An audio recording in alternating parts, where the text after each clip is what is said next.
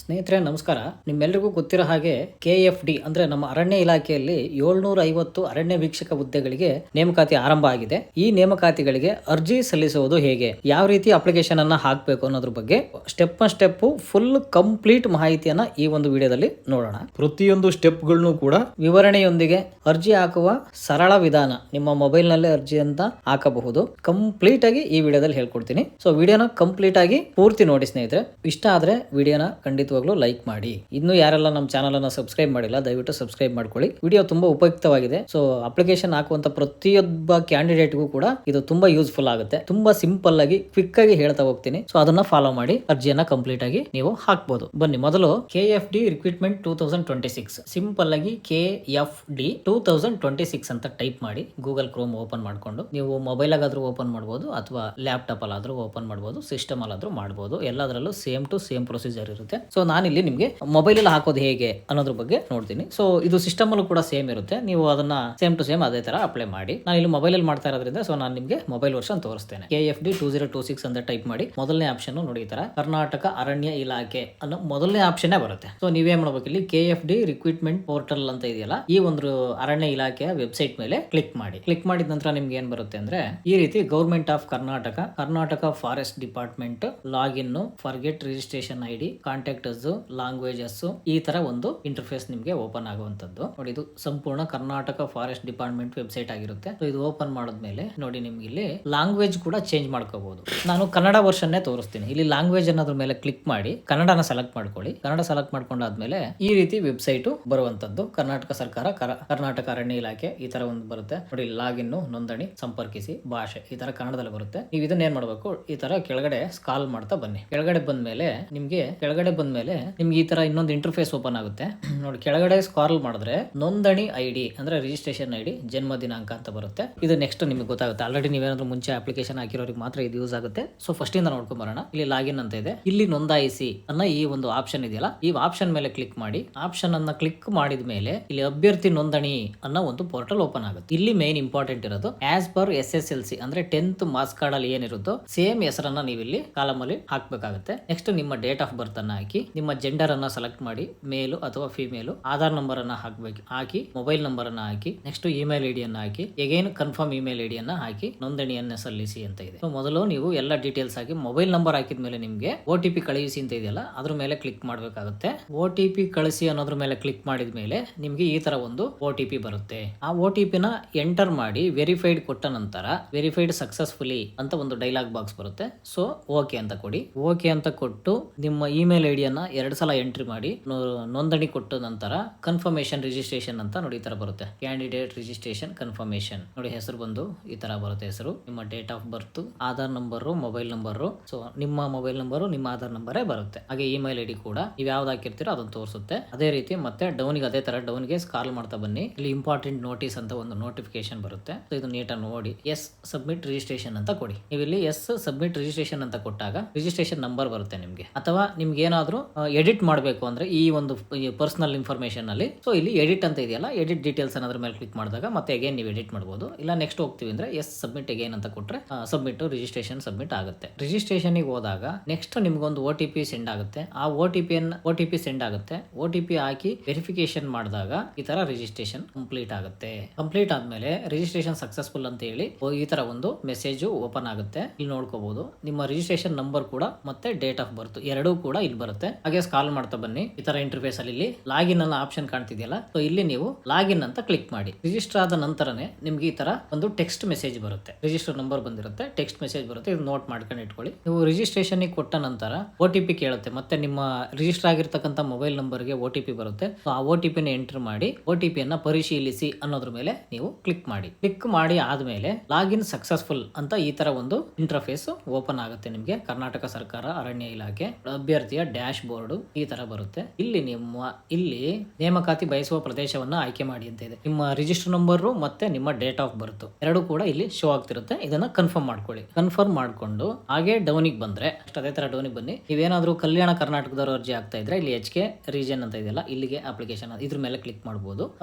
ನಾನು ಹೈದರಾಬಾದ್ ಕರ್ನಾಟಕ ಆಗಿದ್ರೆ ನೀವು ಇಲ್ಲಿ ಕಲ್ಯಾಣ ಕರ್ನಾಟಕ ಅಂತ ಸೆಲೆಕ್ಟ್ ಮಾಡಬಹುದು. ಸೆಲೆಕ್ಟ್ ಮಾಡಿ ಮುಂದುವರಿಸಿ ಅನ್ನೋದ್ರ ಮೇಲೆ ಕ್ಲಿಕ್ ಮಾಡಿ. ಕ್ಲಿಕ್ ಮಾಡಿದ ನಂತರ ನಿಮ್ಗೆ ಇಲ್ಲಿ ವೃತ್ತವನ್ನ ಆಯ್ಕೆ ಮಾಡಿ ಅಂತ ಬರುತ್ತೆ. ಇಲ್ಲಿ ಇಲ್ಲಿ ರಿಜಿಸ್ಟ್ರೇಷನ್ ಮೊಬೈಲ್ ನಂಬರು ವೃತ್ತವನ್ನ ಕ್ಲಿಕ್ ಮಾಡಿದ ನಂತರ ವೃತ್ತವನ್ನು ಆಯ್ಕೆ ಮಾಡಿ ಅಂತ ಬರುತ್ತೆ. ನೀವು ಇಲ್ಲಿ ನೋಡಬಹುದು ರಿಜಿಸ್ಟ್ರೇಷನ್ ನಂಬರ್ ಮತ್ತೆ date of birth again show ಆಗ್ತಿರುತ್ತೆ. ಸೊ ಅದು ಅವಶ್ಯಕತೆ ಇಲ್ಲ. ಇಲ್ಲಿ ಸೆಲೆಕ್ಟ್ ಸರ್ಕಲ್ ಅಂತ ಇದೆಯಲ್ಲ, ಸೊ ಇಲ್ಲಿ ಸರ್ಕಲ್ ನ ನೀವು ಸೆಲೆಕ್ಟ್ ಮಾಡಬೇಕು. ನೀವು ಯಾವ ಜಿಲ್ಲೆಗೆ ಅಪ್ಲಿಕೇಶನ್ ಯಾವ ಸರ್ಕಲ್ ಗೆ ಹಾಕ್ತಾ ಇದೀರಿ, ನಿಮಗೆ ಸರ್ಕಲ್ ಅಂದ್ರೆ ಏನು ಅಂತಂದ್ರೆ ನಮ್ದು ಗೊತ್ತಿಲ್ಲ ಅಂತಂದ್ರೆ ನಮ್ಮ ಹಿಂದೆ ಒಂದು ವಿಡಿಯೋ ಮಾಡಿದ್ದೀನಿ ಫಾರೆಸ್ಟ್ ಡಿಪಾರ್ಟ್ಮೆಂಟ್ ಇಂದು ನೋಟಿಫಿಕೇಶನ್ ಬಗ್ಗೆ. ಸೊ ನೀವು ಅಲ್ಲಿ ನೋಡಿ ನಿಮ್ಮ ಸರ್ಕಲ್ ಯಾವುದು ಬರುತ್ತೆ, ನೀವು ಯಾವ ಸರ್ಕಲ್ ಗೆ ಅಪ್ಲಿಕೇಶನ್ ಹಾಕ್ತಾ ಇದೀರಿ, ಸೊ ಆ ಸರ್ಕಲ್ ಅನ್ನು ನೀವು ಇಲ್ಲಿ ಕ್ಲಿಕ್ ಮಾಡಿ ಸೆಲೆಕ್ಟ್ ಮಾಡಿ ಅರ್ಜಿಯೊಂದಿಗೆ ಮುಂದುವರಿಯಿರಿ ಅಂತಿದೆಯಲ್ಲ ಇದ್ರ ಮೇಲೆ ಕ್ಲಿಕ್ ಮಾಡಬೇಕು. ಕ್ಲಿಕ್ ಮಾಡಿದ ನಂತರ ವೃತ್ತವನ್ನ ನೋಡಿ, ನಾವು ಫಾರ್ ಎಕ್ಸಾಂಪಲ್ ನಿಮಗೆ ತೋರ್ಸಕ್ಕೋಸ್ಕರ ನಾನು ಈ ತರ ಮಾಡ್ತಾ ಇದ್ದೀನಿ. ನಾನು ಬಳ್ಳಾರಿ ಅಂತ ಸೆಲೆಕ್ಟ್ ಮಾಡ್ಕೊಂಡಿದ್ದೀನಿ. ಸೊ ಇಲ್ಲಿ ಒಂದು ನೋಟಿಫಿಕೇಶನ್ ಬರುತ್ತೆ. ಈ ನೋಟಿಫಿಕೇಶನ್ ಅನ್ನ ನೀವು ಡೌನ್ಲೋಡ್ ಮಾಡಿ ನಿಮಗೆ ಯಾವ್ಯಾವ ಸರ್ಕಲ್ ಅಲ್ಲಿ ಎಷ್ಟು ಪೋಸ್ಟ್ ಇದೆ, ಎಲಿಜಿಬಿಲಿಟಿ ಏನು, ಯಾರ್ಯಾರು ಅಪ್ಲಿಕೇಶನ್ ಹಾಕ್ಬೋದು, SC ಕೋಟಾದಲ್ಲಿ ಎಷ್ಟಿದೆ, ಜನರಲ್ ಕೋಟಾದಲ್ಲಿ ಎಷ್ಟಿದೆ, ನೀವು ಯಾವ ಕ್ಯಾಟಗರಿಗೆ ಸೆಲೆಕ್ಟ್ ಮಾಡ್ತಾ ಇದ್ದೀರಾ ಅನ್ನೋದ್ರ ಬಗ್ಗೆ ಸಂಪೂರ್ಣವಾಗಿ ಪ್ರತಿಯೊಂದು ಡೀಟೇಲ್ಸ್ ಕೂಡ ಈ ಒಂದು ನೋಟಿಫಿಕೇಶನ್ ಅಲ್ಲಿ ಇರುತ್ತೆ. ಯಾವುದು ಈ PDF ಅಲ್ಲಿ ಇರುತ್ತೆ. ಇದು 24 ಪೇಜ್ PDF ಇರುತ್ತೆ. ಸೊ ಅದನ್ನು ತೋರಿಸ್ತೇನೆ ನಾನು ಈ ವಿಡಿಯೋದಲ್ಲಿ. ನೋಡಿ ಇಲ್ಲಿ ಈ ತರ PDF 1-24 24 ಪೇಜ್ ಇಂದು ಒಂದು PDF ಡೌನ್ಲೋಡ್ ಆಗುತ್ತೆ. ಇದರಲ್ಲಿ ಪ್ರತಿಯೊಂದು ಡೀಟೇಲ್ಸ್ ಇದೆ. ಅರ್ಜಿ ಸಲ್ಲಿಸಲು ನಿಗದಿಪಡಿಸುವ ಪ್ರಾರಂಭಿಕ ದಿನಾಂಕ, ಅಂತಿಮ ದಿನಾಂಕ, ಕ್ವಾಲಿಫಿಕೇಶನ್, ಮತ್ತೆ ಯಾವ್ಯಾವ ಸರ್ಕಲ್ ಅಲ್ಲಿ ಇವಾಗ ಹೇಳಿದ್ನಲ್ಲ ಸರ್ಕಲ್ ಸೆಲೆಕ್ಟ್ ಮಾಡಿ ಅಂತ ಹೇಳಿ. ಸೊ ನಿಮ್ಗೆ ನೀವು ಯಾವ ಸರ್ಕಲ್ ಬರ್ತೀರಿ, ಯಾವ ಸರ್ಕಲ್ ಅಲ್ಲಿ ಎಷ್ಟು ಪೋಸ್ಟ್ ಇದೆ, ಪ್ರತಿಯೊಂದು ಡೀಟೇಲ್ಸ್ ಕೂಡ ಈ ಒಂದು PDF ಅಲ್ಲಿ ನಿಮಗೆ ಸಿಗುತ್ತೆ. ಸೊ ನೀವು ಈ PDF ಅನ್ನ ಡೌನ್ಲೋಡ್ ಮಾಡಿ ಇಲ್ಲ ಮೊಬೈಲ್ ಅಲ್ಲಿ ಆದ್ರೂ ಸೇವ್ ಮಾಡಿ ಇಟ್ಕೊಳ್ಳಿ, ಇಲ್ಲ ಪ್ರಿಂಟ್ ಔಟ್ ಆದ್ರೂ ತೆಗೆದು ಇಟ್ಕೊಳ್ಳಿ. ನಿಮಗೆ ಎಲಿಜಿಬಿಲಿಟಿ ಇದೆಯಾ, ಯಾವ ಸರ್ಕಲ್ ಬೇಕು ಅದನ್ನ ಮಾರ್ಕ್ ಮಾಡ್ಕೊಂಡು ಇಟ್ಕೊಂಡು ನೀವು ಇಲ್ಲಿ ಅಪ್ಲಿಕೇಶನ್ ಹಾಕ್ಬೇಕಾದ್ರೆ ಆ ಸರ್ಕಲ್ ಅನ್ನ ನೀವು ಸೆಲೆಕ್ಟ್ ಮಾಡಬೇಕಾಗುತ್ತೆ. ನೋಡಿ 24 ಪೇಜಸ್ ಇಂದು PDF ಇದೆ. ಇದನ್ನ ಪೂರ್ತಿಯಾಗಿ ತೋರಿಸಬಹುದು, ಬಟ್ ವಿಡಿಯೋ ತುಂಬಾ ಲೆಂತ್ ಆಗುತ್ತೆ. ಅಷ್ಟೊಂದು ತಾಳ್ಮೆ ನಿಮಗೂ ಇಲ್ಲ, ನನಗೂ ಇಲ್ಲ, ಸಾರಿ. ಹಾಗಾಗಿ ನೋಡಿ 24 ಪೇಜ್ ಇನ್ PDF ಇದು. ಸೊ ಇಲ್ಲಿ ಎಲ್ಲಾ ತರದ್ದು ಡೀಟೇಲ್ಸ್ ಇದೆ. ನೀವು ಯಾವ ತರ ಅಪ್ಲಿಕೇಶನ್ ಹಾಕಬೇಕು, ಡಾಕ್ಯುಮೆಂಟ್ ಏನ್ ಬೇಕಾಗುತ್ತೆ, ಸೊ ಪ್ರತಿಯೊಂದು ಕೂಡ ಈ ಒಂದು PDF ಅಲ್ಲಿ ನಿಮಗೆ ತಿಳಿಸಲಾಗಿರುತ್ತೆ. ಸೊ ಇದನ್ನ ನೀವು ಪೂರ್ತಿಯಾಗಿ ಓದಿ, ಅಪ್ಲಿಕೇಶನ್ ಹಾಕೋದಕ್ಕಿಂತ ಮುಂಚೆ ನೀಟಾಗಿ ಇದನ್ನ ಓದ್ಕೊಳ್ಳಿ. ಓದ್ಕೊಂಡಾದ್ಮೇಲೆ ಕಂಪ್ಲೀಟ್ ಓದ್ಕೊಂಡಾದ್ಮೇಲೆ ನೀವು ಅಪ್ಲಿಕೇಶನ್ ಅನ್ನ ಮುಂದುವರಿಸಿ. ನೀವು ನೋಡ್ಕೊಂಡು ಸೆಲೆಕ್ಟ್ ಮಾಡಿ ಸರ್ಕಲ್ ಅನ್ನ ಆಯ್ಕೆ ಮಾಡಿ ನೀವು ನೆಕ್ಸ್ಟ್ ಹೌದು ಮುಂದುವರಿಯಿರಿ ಅನ್ನೋ ಒಂದು ಆಪ್ಷನ್ ಮೇಲೆ ನೀವು ಕ್ಲಿಕ್ ಮಾಡಬೇಕಾಗುತ್ತೆ. ಕ್ಲಿಕ್ ಮಾಡಿ ನೆಕ್ಸ್ಟ್ ಕೊಟ್ಟ ಮೇಲೆ ಈ ತರ ಒಂದು ಇಂಟರ್ಫೇಸ್ ಇನ್ಸ್ಟ್ರಕ್ಷನ್ಸ್ ಬರುತ್ತೆ. ಅಂದ್ರೆ ನೀವು ಏನೇನ್ ಮಾಡಬೇಕು ಅಂತೇಳಿ. ಈ ಸಹಿ ಮಾಡಿದ ನಂತರ ಯಾವುದೇ ಬದಲಾವಣೆಗೆ ಅವಕಾಶವಿಲ್ಲ. ಅಂದ್ರೆ ನೀವು ಅಪ್ಲಿಕೇಶನ್ ಹಾಕಬೇಕಾದ್ರೆ ಒಂದು ಸೈನ್ ಕೇಳುತ್ತೆ, ಅಂದ್ರೆ ಆಧಾರ್ ನಂಬರ್, ಅದನ್ನು ತೋರಿಸ್ತೀನಿ ನಾನು ಹೇಗೆ ಅಂತೇಳಿ. ಇದನ್ನೆಲ್ಲ ನೀವು ನೋಡ್ಕೊಳ್ಳಿ, ಎಲ್ಲ ಡಾಟಾ ಕರೆಕ್ಟ್ ಆಗಿದೆಯಾ ಇಲ್ಲ ಅಂತೇಳಿ. ಸೊ ನೋಡ್ಕೊಂಡು ನಿಮ್ ಡ್ಯಾಶ್ ಬೋರ್ಡ್ ಓಪನ್ ಆಗುತ್ತೆ. ಒಂದು application number and date of birth, ಹೆಸರು ಎಲ್ಲ ಓಪನ್ ಆಗುತ್ತೆ. ಇದು ನಂದೇ ಸುಮ್ಮನೆ ಹಾಕಿರ್ತೀನಿ ಸಿಂಪಲ್ ಆಗಿ, ಯಾವುದೋ ಒಂದು ಹೆಸರು, ಯಾವುದೋ ಒಂದು ನಂಬರು, ಏನೋ ಒಂದು ಹಾಕಿದ್ದೀನಿ ಅಷ್ಟೇ. ಅದೇನೋ ಅಂತ ನಿಮಗೆ ತೋರ್ಸಕ್ಕೋಸ್ಕರ ಮಾಡಿರೋದು. ಇದ್ಯಾವುದು ರಿಯಾಲಿಟಿ ಆಗಿರಲ್ಲ, ಇದೆಲ್ಲ ಫೇಕ್ ಆಗಿರುತ್ತೆ. ಅಪ್ಲಿಕೇಶನ್ ಫೇಕ್ ಅಲ್ಲ, ಡೀಟೇಲ್ಸ್ ಫೇಕ್. ಇಲ್ಲಿ ಬಳ್ಳಾರಿ ಸೆಲೆಕ್ಟ್ ಮಾಡ್ಕೊಂಡಿದೀವಿ. ಸೊ ಯಾವುದೋ ಒಂದು ಅಧಿಸೂಚನೆ ಹಾಕಿಟ್ಟಿದ್ವಿ. ನೀವು ಡ್ರಾಫ್ಟ್ ಅಲ್ಲಿ ಇರುತ್ತೆ. ಕೆಳಗಡೆ ಕೆಳಗಡೆ ಸ್ಕಾಲ್ ಮಾಡ್ತಾ ಹೋದ್ರೆ ಹಾಗೆ ಹಿಂಗ್ ಸ್ಕಾಲ್ ಮಾಡಿ ಸ್ವಲ್ಪ ಕೆಳಗಡೆ ಬಂದ್ರೆ ಅರ್ಜಿಯನ್ನ ಭರ್ತಿ ಮಾಡಿ ಅನ್ನೋ ಒಂದು ಆಪ್ಷನ್ ಬರುತ್ತೆ. ನೀವು ಇಲ್ಲಿ ಅರ್ಜಿಯನ್ನ ಭರ್ತಿ ಮಾಡಿ ಅನ್ನೋ ಆಪ್ಷನ್ ಮೇಲೆ ಕ್ಲಿಕ್ ಮಾಡಿ. ಕ್ಲಿಕ್ ಮಾಡಿದ್ಮೇಲೆ ಅರ್ಜಿ ನಮೂನೆ ಓಪನ್ ಆಗುತ್ತೆ. ಅಂದ್ರೆ ಅಪ್ಲಿಕೇಶನ್ ಫಾರ್ಮ್ ಓಪನ್ ಆಗುತ್ತೆ. ಸರ್ಕಲ್, ನಿಮ್ಮ ಅಧಿಸೂಚನೆಯ ಸಂಖ್ಯೆ, ಡೇಟು ಎಲ್ಲ ಬಂದಿರುತ್ತೆ. ಇದರಲ್ಲಿ 5 ಸ್ಟೆಪ್ ಇರುತ್ತೆ ನಿಮಗೆ. ಮೊದಲನೇದು ಪರ್ಸನಲ್ ಡೀಟೇಲ್ಸ್ ಇರುತ್ತೆ, ಎರಡನೇದು ಎಲಿಜಿಬಿಲಿಟಿ ಇರುತ್ತೆ, ಮೂರನೇದು ಮೀಸಲಾತಿ ಅಂದ್ರೆ SC ST ಅಂತ ಸೆಲೆಕ್ಟ್ ಮಾಡೋದಿರುತ್ತೆ, ನೆಕ್ಸ್ಟ್ ಡಾಕ್ಯುಮೆಂಟ್ ಅಪ್ಲೋಡ್ ಮಾಡೋದಿರುತ್ತೆ, ಐದನೇದು ಅಪ್ಲಿಕೇಶನ್ ಅನ್ನು ಪ್ರಿವ್ಯೂ ಮಾಡ್ಕೊಂಡು ನಂತರ ಸಬ್ಮಿಟ್ ಮಾಡುವಂಥದ್ದು. ಇದು ಅಂತ ಇರುತ್ತೆ. ಮೊದಲನೇ ಹಂತದಲ್ಲಿ ಈ ರೀತಿ ಇರುತ್ತೆ. ಮೊದಲನೇ ಹಂತ ಪೂರ್ಣ ಹೆಸರು ಇರುತ್ತೆ, ಡೇಟ್ ಆಫ್ ಬರ್ತ್ ಇರುತ್ತೆ, ಮೇಲು ಫಿಮೇಲ್ ಇರುತ್ತೆ, ಮೊಬೈಲ್ ನಂಬರ್ ಇರುತ್ತೆ, ಇಮೇಲ್ ID ಇರುತ್ತೆ, ಆಧಾರ್ ನಂಬರ್ ಇರುತ್ತೆ. ಹಾಗೆ ಡೌನಿಗೆ ಬಂದ್ರೆ ರಾಷ್ಟ್ರೀಯತೆ ಅಂದ್ರೆ ಹಿಂದೂನ ಯಾವುದು ಅಂತ ಆಯ್ಕೆ ಮಾಡ್ಕೊಳ್ಳಿರುತ್ತೆ. ಇದನ್ನ ಆಯ್ಕೆ ಮಾಡ್ಕೊಳ್ಳಿ. ಆಯ್ಕೆ ಮಾಡ್ಕೊಂಡಾದ್ಮೇಲೆ ನೋಡಿ ಇಲ್ಲಿ ಫೋಟೋ ಕೇಳ್ತಿದೆ. ಅಂದ್ರೆ 100 KB ಒಳಗಡೆ ನಿಮ್ಮ ಫೋಟೋ ಇರಬೇಕಾಗುತ್ತೆ. ಸಿಗ್ನೇಚರ್ ಬಂದು 50 KB ಒಳಗಡೆ ಸಿಗ್ನೇಚರ್ ಇರಬೇಕಾಗುತ್ತೆ. ಇವೆರಡಕ್ಕೂ ಚೂಸ್ ಫೈಲ್ ಅಂತ ಇದೆಯಲ್ಲ ಅದ್ರ ಮೇಲೆ ಕ್ಲಿಕ್ ಮಾಡಿ ಫೋಟೋ, ಈ ಚೂಸ್ ಫೈಲ್ ಅಂತ ಇದೆಯಲ್ಲ ಸಹಿ, ಇದ್ರ ಮೇಲೆ ನಿಮ್ ಸಿಗ್ನೇಚರ್ ಹಾಕ್ಬಿಟ್ಟು ಉಳಿಸಿ ಮತ್ತು ಮುಂದುವರಿಯಿರಿ ಅಂತ ಕೊಡಿ. ಸಿಗ್ನೇಚರ್ ಎಲ್ಲ ಸೆಲೆಕ್ಟ್ ಆದ್ಮೇಲೆ ಕೊಟ್ಟ ಮೇಲೆ ಇಲ್ಲಿ ಸ್ಟೇಟ್ ಸೆಲೆಕ್ಟ್ ಮಾಡಿ, ಇಲ್ಲೇ ಸೆಲೆಕ್ಟ್ ಮಾಡಿ, ಅಲ್ಲೋಗಿ ಸೆಲೆಕ್ಟ್ ಮಾಡಿ. ಅದು ನಾನು ಯಾವುದೋ ಪಿನ್ ಕೋಡ್ ಕೊಟ್ಟಿದ್ದೀನಿ. ಸೊ ನೀವು ಅಲ್ಲಿ ಯಾವ್ದಾದ್ರು ಪಿನ್ ಕೋಡ್ ಕೊಡಿ. ನಿಮ್ಮ ಎಕ್ಸಾಕ್ಟ್ ಪಿನ್ ಕೋಡ್ ಯಾವ್ದಿದೆ ಅದನ್ನು ಕೊಡಿ. ಕಾಯಂ ವಿಳಾಸ ಸೇಮ್ ಟು ಸೇಮ್ ಇದೆಯಾ ಇದ್ರೆ ಎಸ್ ಅಂತ ಕೊಡಿ. ಇಲ್ಲಾಂದ್ರೆ ಪ್ರೆಸೆಂಟ್ ನೀವು ಈಗ ಯಾವುದೋ ಬೇರೆ ಜಿಲ್ಲೆಯಲ್ಲಿ ವಾಸ ಮಾಡ್ತಿರ್ತೀರಿ, ಒಂದು ನೆಗೆಟಿವ್ ಪ್ಲೇಸ್ ಬೇರೆ ಇರುತ್ತೆ. ಸೊ ನೀವು ಏನ್ ಮಾಡ್ಬೋದು, ನೆಗೆಟಿವ್ ಪ್ಲೇಸ್ಗೆ ಪರ್ಮನೆಂಟ್ ವಿಳಾಸ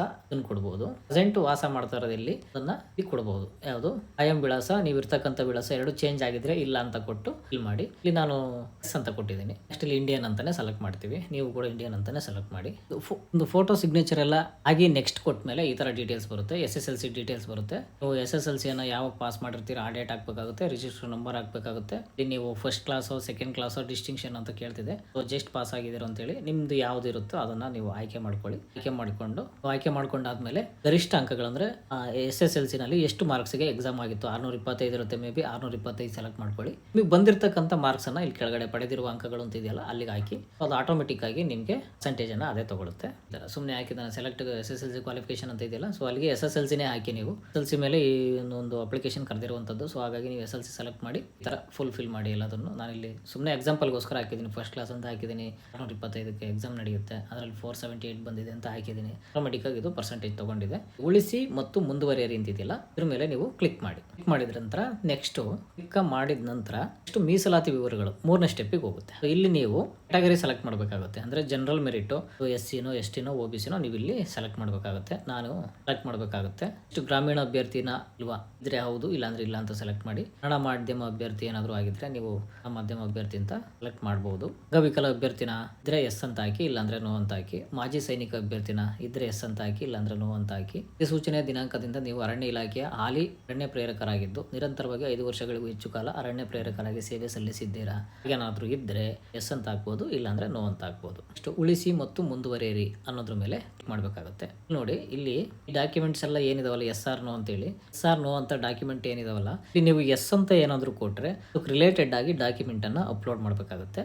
ಉದಾಹರಣೆಗೆ ಈಗ ಫಾರ್ ಎಕ್ಸಾಂಪಲ್ಲು ನಾವು ಹ್ಯಾಂಡಿಕ್ಯಾಪ್ಟ್ ಅಂತ ಇಟ್ಕೊಳ್ಳೋಣ. ಹ್ಯಾಂಡಿಕ್ಯಾಪ್ಟು ಅಭ್ಯರ್ಥಿ ಅಂತ ಕೇಳಿದಾಗ ಇಲ್ಲಿ ಎಸ್ ಅಂತ ಏನಾದರೂ ಕೊಟ್ಟರೆ ಇಮಿಡಿಯೇಟ್ ಆಗಿ ಅಲ್ಲಿ ಕೆಳಗಡೆ ಆಪ್ಷನ್ ಶೋ ಆಗ್ತವೆ. ಯಾವ ರೀತಿ ನೀವು ಹ್ಯಾಂಡಿಕ್ಯಾಪ್ಟ್ ಆಗಿದ್ದೀರಿ ಅನ್ನೋದನ್ನ ಸೆಲೆಕ್ಟ್ ಮಾಡಬೇಕಾಗುತ್ತೆ. ಅದ್ರ ಜೊತೆಗೆ ಅಪ್ಲೋಡ್ ಮಾಡಬೇಕಾದ್ರೆ ಹ್ಯಾಂಡಿಕ್ಯಾಪ್ಟಿಗೆ ಸಂಬಂಧಪಟ್ಟಿರ್ತಕ್ಕಂಥ UDID ಕಾರ್ಡನ್ನು ಅಪ್ಲೋಡ್ ಮಾಡಬೇಕಾಗುತ್ತೆ. ಎಕ್ಸಾಂಪಲ್ ಈ ಥರ ಇದೆ. ಒಂದು ಎಕ್ಸಾಂಪಲ್, ನೀವೇನಾದರೂ ಮಾಜಿ ಸೈನಿಕರ ಅಂತ ಇದ್ದು ನೀವೇನಾದರೂ ಇನ್ ಕೇಸ್ ಎಸ್ ಅಂತ ಕೊಡೋದಾದರೆ ಸೇವೆಗೆ ಸೇರಿದ ದಿನಾಂಕ, ಸೇವೆಯಿಂದ ವಿಮುಕ್ತಿಗೊಳಿಸಿದ ದಿನಾಂಕ, ಸೇವಾ ವಿಮುಕ್ತಿಗೆ ಕಾರಣ, ಎಷ್ಟು ವರ್ಷ ಡ್ಯೂಟಿ ಮಾಡಿದಿರಿ, ಎಷ್ಟು ತಿಂಗಳು ಡ್ಯೂಟಿ ಮಾಡಿದಿರಿ, ಎಷ್ಟು ದಿವಸ ಡ್ಯೂಟಿ ಮಾಡಿದಿರಿ, ಇದೆಷ್ಟೆಲ್ಲ ಇನ್ಫಾರ್ಮೇಷನನ್ನು ನೀವು ಮಾಡಬೇಕಾಗುತ್ತೆ.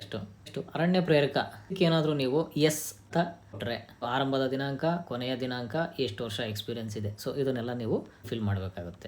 SC ಸ್ಟೂಡೆಂಟ್ ಆದರೆ SC ಅಥವಾ ST ಆದರೆ ಸೆಲೆಕ್ಟ್ ಮಾಡ್ಕೊಂಡ್ರೆ ನೀವು ಇಲ್ಲಿ ಉಪವರ್ಗ ಸೆಲೆಕ್ಟ್ ಮಾಡಬೇಕಾಗುತ್ತೆ. ಒಂದು ಗ್ರೂಪ್ ಕ್ಯಾಟಗರಿ ಎನಾ, ಕ್ಯಾಟಗರಿ ಬಿನಾ, ಸಿನಾ ಅಂತೇಳಿ, ನಿಮ್ಮ ಸಬ್ ಕ್ಯಾಸ್ಟ್ ಯಾವುದು, ಜೊತೆಗೆ ಕ್ಯಾಸ್ಟ್ ಸರ್ಟಿಫಿಕೇಟ್ನ RD ನಂಬರು ಇದನ್ನೆಲ್ಲ ಹಾಕಬೇಕಾಗುತ್ತೆ. ನೀವು SC ಅಥವಾ ST ಸ್ಟೂಡೆಂಟ್ ಆಗಿದ್ದರೆ, ಜನರಲ್ ಆಗಿದ್ದರೆ ಜನರಲ್ ಅಂತ ಹಾಕ್ಬೋದು, ತೊಂದರೆ ಇಲ್ಲ. ಎಲ್ಲ ಆದಮೇಲೆ ಇದನ್ನೆಲ್ಲ ಫಿಲ್ ಮಾಡಿ ಆದಮೇಲೆ ನೆಕ್ಸ್ಟ್ ಉಳಿಸಿ ಮತ್ತು ಮುಂದುವರಿಯಿರಿ ಅಂತ ಕೊಟ್ಟ ನಂತರ ನಿಮಗೆ ಒಂದು ಇಂಟರ್ಫೇಸು ಡೈಲಾಗ್ ಬಾಕ್ಸ್ ಓಪನ್ ಆಗುತ್ತೆ. ಸೊ ನೀವಿಲ್ಲಿ ಹಾಕಿರ್ತಕ್ಕಂಥ ಎಲ್ಲ ಡಾಕ್ಯುಮೆಂಟು ಸರಿ ಇದೆಯಾ ಅಥವಾ ಇಲ್ವಾ, ಬ್ಯಾಕ್ ಹೋಗ್ಬೇಕಂತ ಕೇಳುತ್ತೆ. ಸೊ ನೀವಿಲ್ಲಿ ಸರಿ ಅನ್ನೋದ್ರ ಮೇಲೆ ಕ್ಲಿಕ್ ಮಾಡಬೇಕು. ಮಾಡಿದ್ರೆ ನೆಕ್ಸ್ಟ್ ಆ ಸ್ಟೆಪ್ ಕಂಪ್ಲೀಟ್ ಆಗಿ ಡಾಕ್ಯುಮೆಂಟೇಷನ್ ವೆಬ್ ಸ್ಟೆಪ್ಪಿಗೆ ಬರುತ್ತೆ, 4ನೇ ಸ್ಟೆಪ್ಪಿಗೆ ಬರುತ್ತೆ. ಇಲ್ಲಿ ಡಾಕ್ಯುಮೆಂಟ್ಗಳನ್ನು ನೀವು ಅಪ್ಲೋಡ್ ಮಾಡಬೇಕಾಗುತ್ತೆ. ಯಾವ ರೀತಿ ಡಾಕ್ಯುಮೆಂಟು PDF ಫೈಲಲ್ಲಿ ಇರಬೇಕಾಗುತ್ತೆ. ಜೊತೆಗೆ 150 KB ಅಂದರೆ 150 KBಗಿಂತ ಕಡಿಮೆ ಇರಬೇಕಾಗುತ್ತೆ ಸೈಜು. ಆ ಸೈಜಲ್ಲಿ ನೀವು ಕಂಪ್ರೆಸ್ ಮಾಡಿ ಅಪ್ಲೋಡ್ ಮಾಡಬೇಕಾಗುತ್ತೆ ಫೈಲನ್ನು.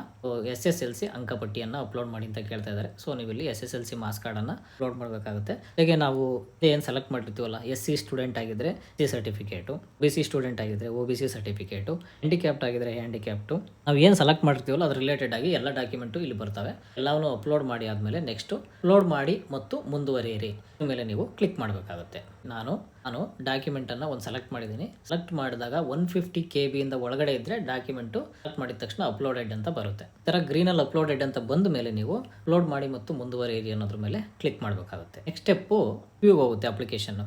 4 ಸ್ಟೆಪ್ ಕಂಪ್ಲೀಟ್ ಆದ ತಕ್ಷಣ 5ನೇ ಸ್ಟೆಪ್ಪಿಗೆ ಬರುತ್ತೆ. ಅರ್ಜಿ ನಮೂನೆ ಓಪನ್ ಆಗುತ್ತೆ.